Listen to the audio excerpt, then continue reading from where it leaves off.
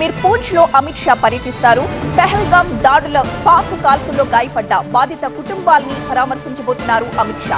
బాధిత కుటుంబాలకు ప్రత్యేక ప్యాకేజీని ప్రకటించే అవకాశం ఉంది. 2 రోజుల జమ్మూ కశ్మీర్ పర్యటనలో నిన్న అమర్నాథ్ యాత్ర భద్రతా ఏర్పాట్ల మీద సమీక్ష చేశారు అమిత్ షా. భద్రతా దళాలు అత్యంత అప్రమత్తంగా ఉండాలని, పవిత్ర యాత్ర సజావుగా సాగే విధంగా చూడాలని అధికారులకు దిశానిర్దేశం చేశారు. అలాగే భద్రత కోసం 581 కంపెనీల కేంద్ర సాయుధ పోలీస్ బలగాలను మోహరించాలని కేంద్రం నిర్ణయించిందని చెప్పారు. పెహల్గాం ఉగ్రదాడి ఆపరేషన్ సింధూర్ కొనసాగుతూ ఉన్న క్రమంలో ఇప్పటికే జమ్మూ కాశ్మీర్లో కొన్ని కంపెనీల బలగాలు మోహరించి ఉన్నాయి.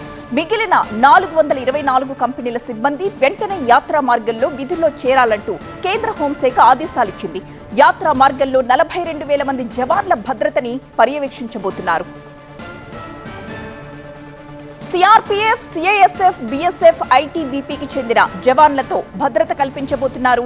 జూలై 3న మొదలయ్యే అమర్నాథ్ యాత్ర ఆగస్టు 9 వరకు అంటే మొత్తం 38 రోజుల పాటు సాగనుంది.